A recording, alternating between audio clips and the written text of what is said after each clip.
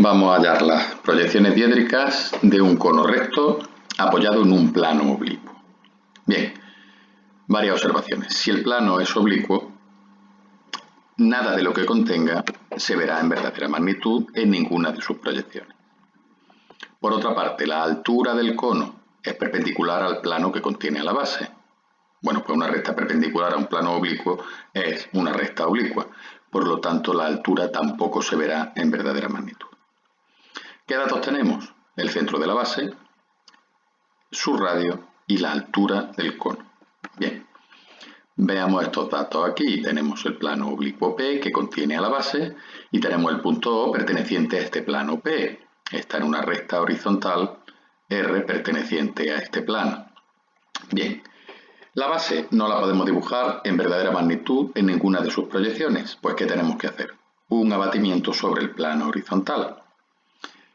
Bien, para abatir este punto O, bueno, pues lo podríamos hacer con distintos procedimientos. Este triángulo rectángulo cuyos catetos son la distancia de la charnela, la cota del punto y la hipotenusa sería la distancia real, etcétera, etcétera, etcétera.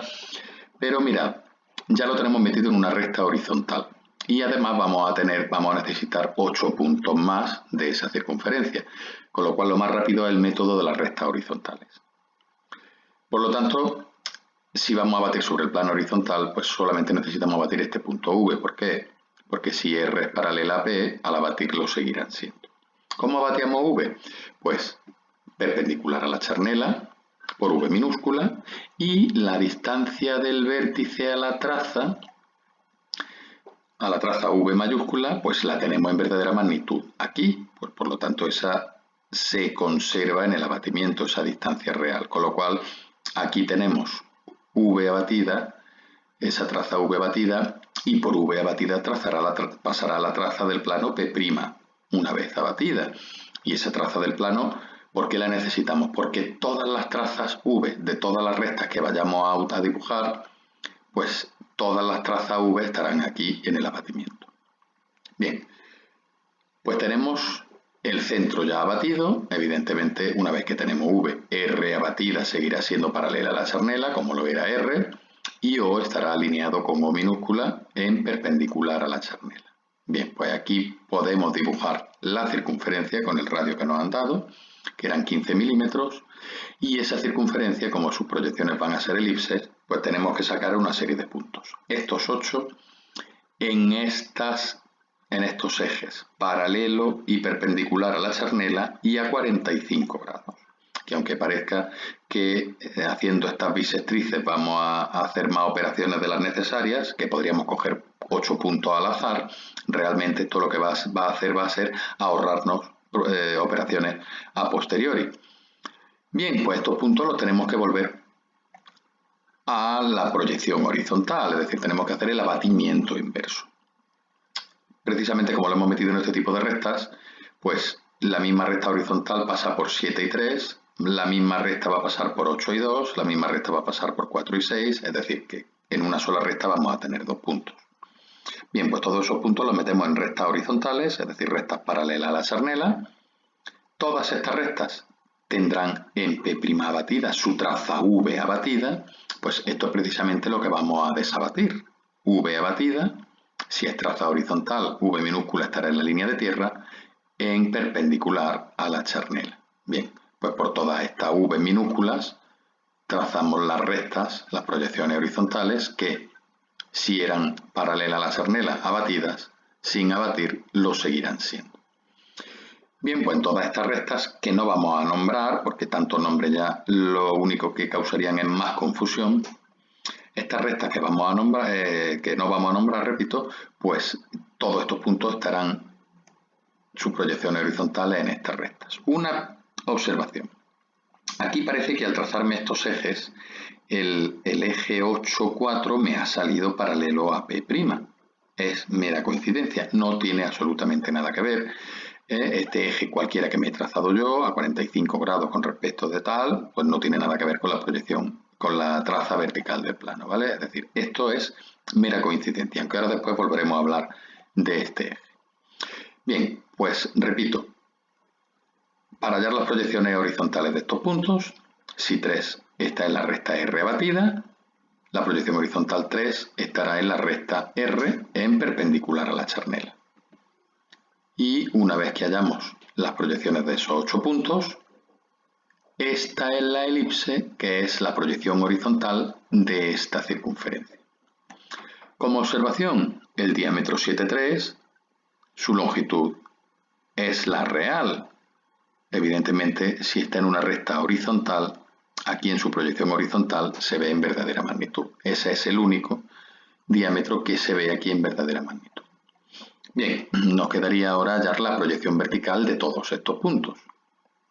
Vamos a recordar que si estas rectas son paralelas a P, es que son rectas horizontales, es decir, no pueden tener traza H. Y si no pueden tener traza H, la proyección vertical, como vemos en R', tiene que ser paralela a la línea de tierra.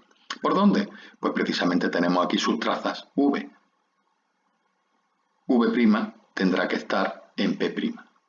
V' en P' y así, por V' trazamos esas rectas paralelas a la línea de tierra que son, repito, las proyecciones verticales de estas rectas horizontales. Bueno, pues ya, una vez que tenemos las rectas, pues simplemente por cada punto vamos trazando las perpendiculares a la línea de tierra y ahí obtenemos esos 8 puntos y uniéndolo a mano alzada tenemos la proyección vertical de esa circunferencia que es otra elipse.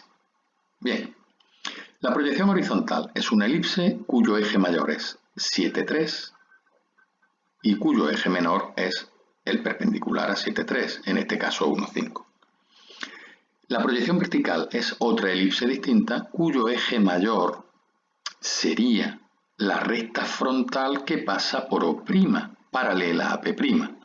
Recordemos que aquí en el abatimiento 8,4 me salía por mera casualidad casi paralelo a P'. Pues aquí vemos que ese casi paralelismo se mantiene, pero no es paralelo. El eje mayor de esta elipse, repito, sería la recta frontal que pasa por O'. Y en caso de que me lo pidieran específicamente, que muchas veces lo piden, tendríamos que trazarlo aquí. Por O abatido, paralela a la traza vertical abatida. Y esos dos puntos, al desabatirlos y al hallar sus proyecciones verticales, aquí me quedarían, por supuesto, así, y aquí serían, así me refiero a paralela a la línea de tierra, y aquí serían el eje mayor de esa elipse, y el menor sería la perpendicular, que también lo tendríamos que trazar aquí perpendicular a P'. En este caso, repito, como no me lo piden específicamente, determinar los ejes de esas elipses, de esas curvas cónicas, no lo hemos hallado. Bien, volvemos. Tenemos las proyecciones de esa base. Me quedan la altura del cono. La altura es una recta que pasa por O y es perpendicular a la base, es decir, es perpendicular al plano P. Bueno, pues la perpendicularidad entre recta y plano se ve directamente. S perpendicular a P, S' perpendicular a P' por O y por O' respectivamente. Y esta va a ser la recta